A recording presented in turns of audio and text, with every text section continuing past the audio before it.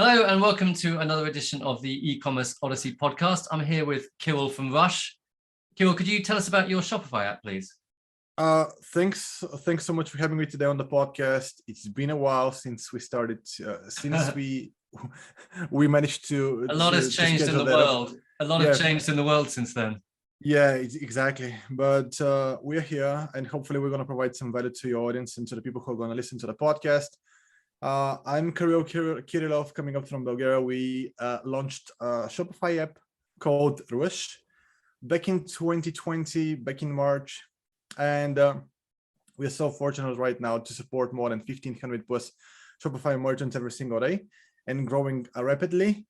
And hopefully I can give my take on the current state of e-commerce. Tell us about tell us about, what does this, how does this extend the Shopify, functionality? Why is there a need for it? And how did you get the idea? That's a good question, by the way. It goes back to 2017 when I kind of migrated my efforts from building Amazon FBA private label businesses to acquiring traffic from Facebook and just doing dropshipping with products from China, to be honest with you. I've done it for almost like 3 years on a good scale.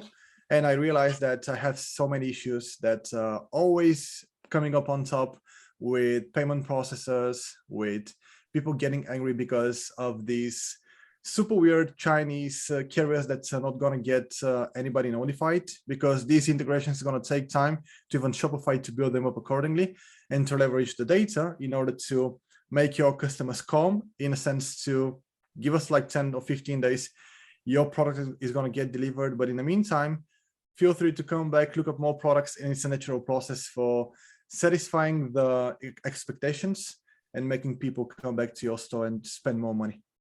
So how does it work? So basically it's a plugin. How does it compare to the Shopify shop app, which does will show tracking details?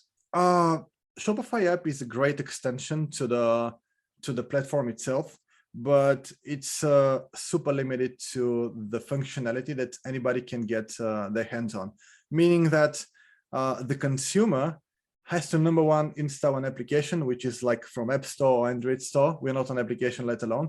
We're an application for the merchants to leverage the data and to turn the data into more repeat buyers coming back to their website and their funnel.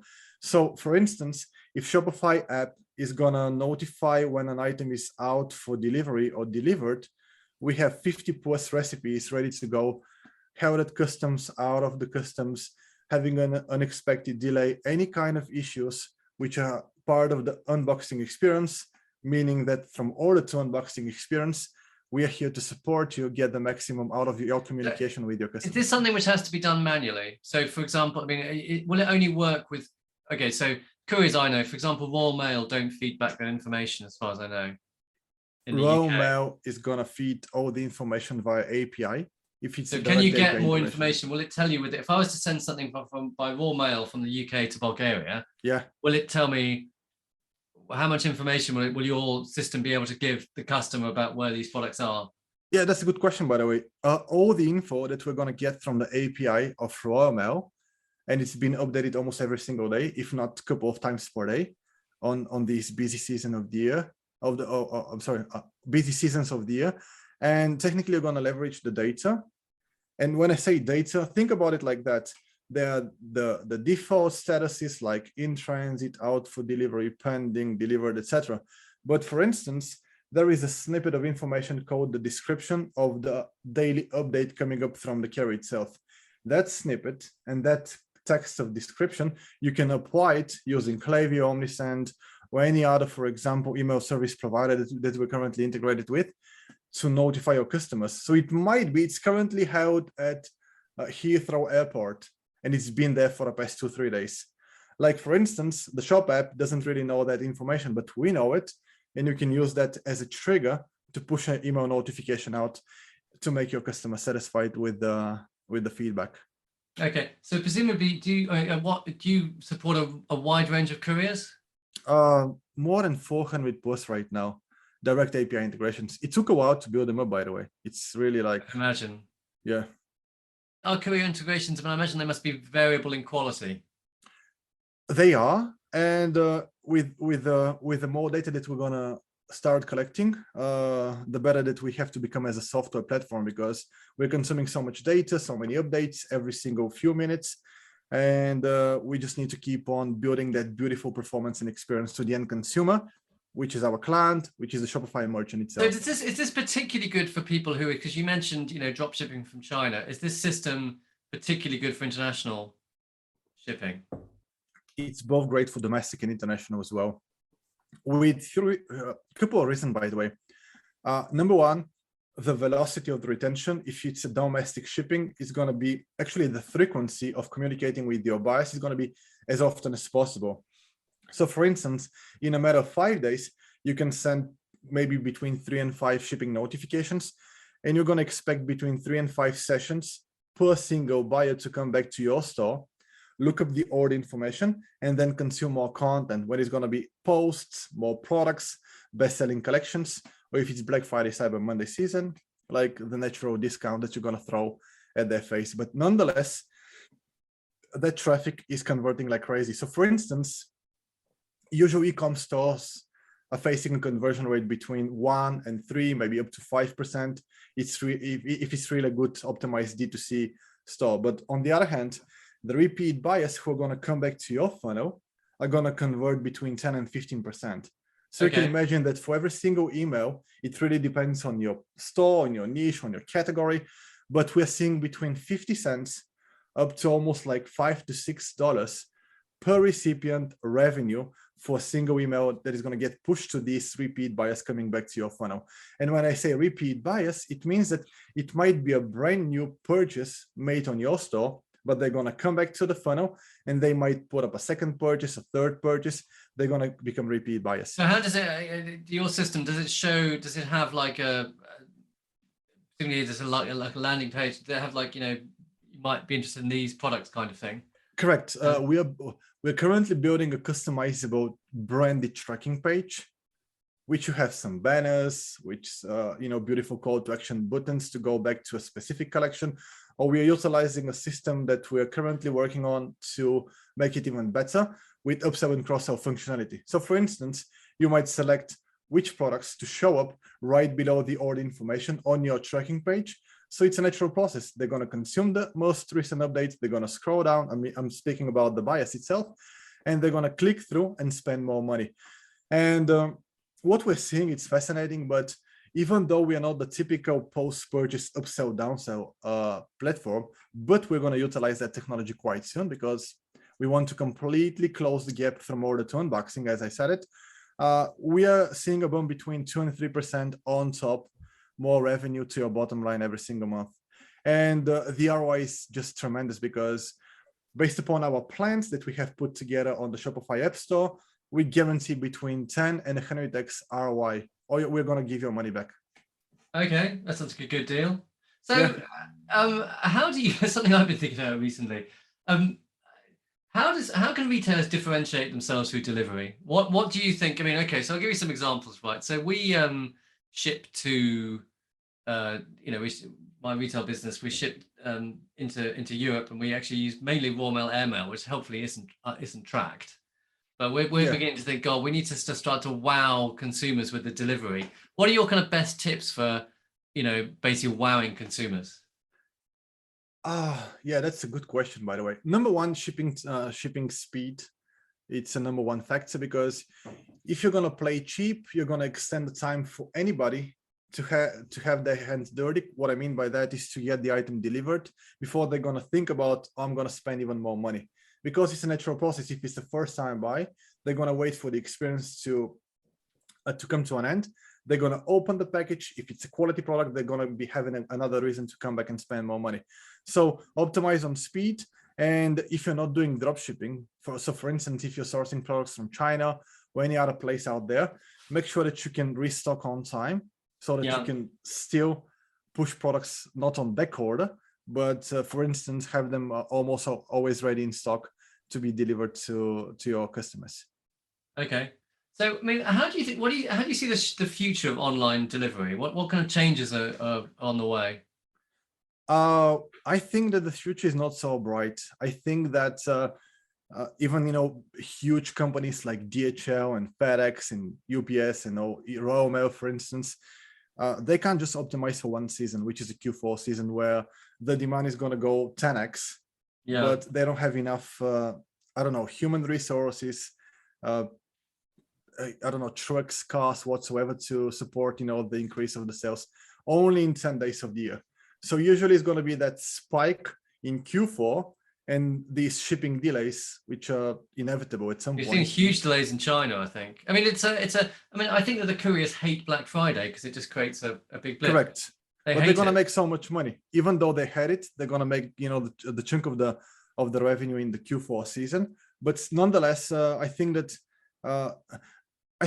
the end consumers, which are the buyers, are getting used to these delays right now. But they want to get assured that they're getting notified. Item is out for delivery. It might take, for example, 10 days longer, but they're going to just be patient to get on that beautiful deal. So are you seeing, because my experience with, because I don't know if you've been to the UK much, but it used to be in the UK that Royal Mail was like the rubbish service. No one liked it, right? Yeah, it's like the regular post service. Well, it's a regular post. But now you see what happens is now you've got Royal Mail. The Royal Mail van turns up every day. It's a gentleman in a uniform. And, whereas, Amazon is just a guy in a white van who just turns up, and they just turned the delivery, into a guy with a PDA. And people like Hermes, people like Yodel in the UK, the quality of delivery is actually getting worse because there's so much price pressure. Correct. That, they're a little bit, Royal Mail is a little bit more expensive, but a whole pile better. I mean, are you seeing some carriers are, there's a drop in quality of delivery? Always. Like, I think that the world is not made to supply the quality of the service on a huge scale, to put it like that. The more that the business is going to grow, the less efficient it's going to turn out to be. It's not like a software that you can automate on the web using more hosting power, better, for example, a technology to apply into it. But when it comes down to real life examples, like utilizing the supply chain with these huge delays that are happening in US primarily over the past 1 year, and with the fact that e-commerce is growing, the growth of the e-commerce can't sustain the quality of the service when it comes down to shipping couriers. So the only way to have it, not that I'm trying to sell my software, but is to be open, transparent with your end consumers, your customers, and just to say, you know what, we know that in the likelihood of having your item delivered with Hermes or Royal Mail, there might be some challenges, but we're here to support you. Please trust in our brand. We want to make your life so much more easier. Yeah. But I mean, to a certain extent, you see, if everything was delivered perfectly all the time, you'd be out of a business. So, correct, maybe. But I don't think it's going to happen anytime soon. But then, if everything happened perfectly, I think none of us would have jobs, would we? So yeah, it's all about. That's a good point, by the way. It's all about. That's true. It's all about problems. So, how do you see your product developing? What's on the roadmap? Thank you for the question, by the way. I was not really prepared for that, but I'm going to spit it out loud. Number one, we just recently closed our seed round. We raised $2.7 million in investment, Lovely. Which is a great gunpowder for our company to keep on building a great product. Number two, we are going to be focusing primarily on data. The two most visited pages, which are the order confirmation page and the tracking page after the buy button. And we're going to be applying upsell, downsell functionality. So with these three optimization parts of the post-purchase experience, we want to boost the revenue, the bottom line revenue, with more than 10%. That's the whole goal of the software either way.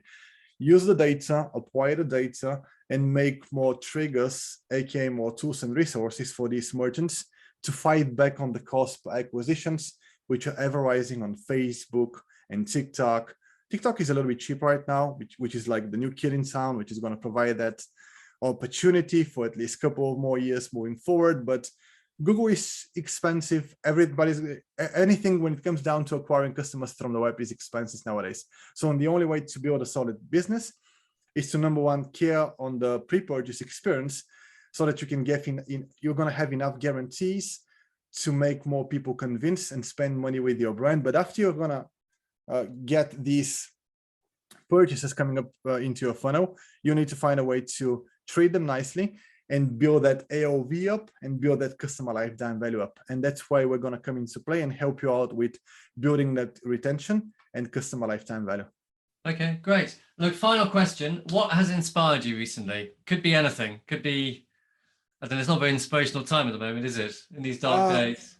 I'm probably going to have 1,000 people hating me for that, but I think that TikTok is a great place right now for newbies, even like myself, to try and build content which is native to what the expectations of the final consumer is right now.